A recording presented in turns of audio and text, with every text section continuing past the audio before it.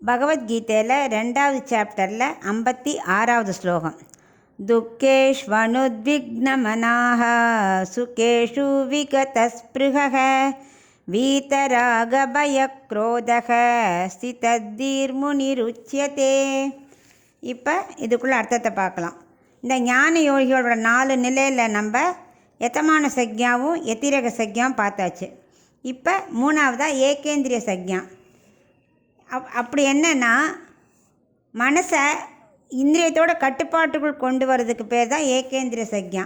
யாருக்கு இந்த அறிவு நிலை பெற்று இருக்கோ அவனை என்ன சொல்கிறோம், முனின்னு கூப்பிட்றோம். முனிவர்கள் அவளுக்கு தான் இந்த மனதை ஒருநிலைப்படுத்த சாமர்த்தியம் இருக்கும். பொதுவாக புலன்களை அடக்கினா கூட இந்த மனசு சொன்னதை கேட்காது இல்லையா? ஸோ இது ரெண்டையும் சேர்த்து கட்டுப்படுத்துறது தான் ஏகேந்திரிய சக்ஞா. இப்போ நம்ம எண்ணெய் ஒரு பாட்டிலில் இருக்குது, அதை ஒரு பாத்திரத்தில் மாத்திரம் அந்த பாட்டில் க்ளீன் ஆகிடுமா? அதுக்குள்ளே ஒரு பிசுக்கு ஒட்டின்னு இருக்கும் இல்லையா? கம்ப்ளீட்டாக எண்ணெய் வராது, பிசுக்கு ஒட்டின்னு இருக்கும்.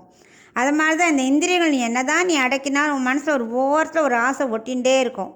ஸோ அதையும் நம்ம கட்டுப்படுத்தினா தான் ரொம்ப ரொம்ப முக்கியம் அப்படின்னு இந்த ஏகேந்திர சக்ஞாவில் சொல்கிறார்.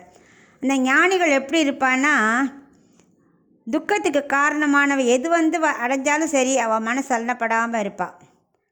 அதே மாதிரி இன்பத்துக்கு காரணமாக எது வந்தாலும் சரி அதுக்கும் மனசு சலனப்பட மாட்டாள். அந்த 2 இதுக்கும் சலனம் அடையாமல் இருக்கிறவா தான் ஞானிகள்.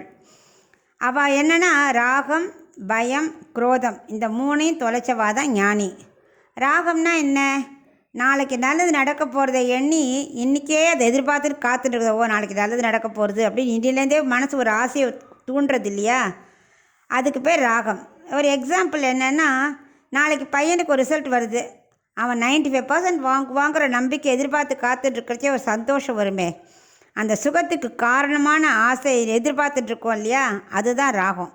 அதை கிருஷ்ணர் என்ன சொல்கிறார், அந்த ஆசையை விட்டுடு, அதை எதிர்பார்த்துட்டு இருக்கக்கூடாது, அந்த ராகத்தை விட்டுடு அப்படிங்கிறார். அதே மாதிரி நெக்ஸ்ட் என்ன, பயம். அது என்னென்னா, நாளைக்கு கெட்டது நடந்துடுமோன்னு இன்னிலேருந்தே அதை எதிர்பார்த்து பயப்படுறது, துன்பப்படுறது. ஐயோ பையன் நாளைக்கு 35 மார்க் தான் வாங்குவானோ அப்படின்னு இன்னிலேருந்தே கவலைப்பட்டு துக்கத்தை எதிர்பார்த்து காத்துட்ருக்கோம் இல்லையா? அந்த துக்கத்துக்கான பயத்தையும் விட்டு விடணும். அப்புறம் குரோதம். நமக்கு நல்லது நடக்கும்போது அப்போ பார்த்து ஒருத்தன் தடுத்துட்டான்னு வச்சுக்கோ, அப்போ நம்ம மனசில் என்ன ஒரு விகாரம் ஏற்படும்ல, அதுதான் கோபம். அதனால் இந்த 3ஐயும் விட்டுடுறவன் தான் ஞானி. ராகத்தாலோ பயத்தாலோ கோபத்தாலோ எதுவுமே மாறிட போகிறதில்ல. நம்மளால் மாற்ற முடியுமா? பரீட்சைக்கு எழுதுறான்னாக்க முன்னாடியே படிக்கிறதை பொறுத்து தான் எல்லாமே. அவன் எப்படி படித்தானோ அப்படி தான் எழுத போகிறான், எப்படி எழுதினானோ அப்படி தான் ரிசல்ட் வரப்போகிறது. ஸோ இதுக்கு நம்ம பயந்தோ சந்தோஷப்பட்டோ எதுவும் ஆக போகிறதில்ல, மாற போகிறதில்ல. ஆகவே மனசை என்ன பண்ணணும், அடக்கி கட்டுப்பாட்டுக்குள் வைத்துக்கொள்வது ரொம்ப ரொம்ப முக்கியம். இதுவே ஏகேந்திர சக்ஞான்னு அவருக்கு கிளியராக அர்ஜுனனுக்கு எக்ஸ்பிளைன் பண்ணுறார்.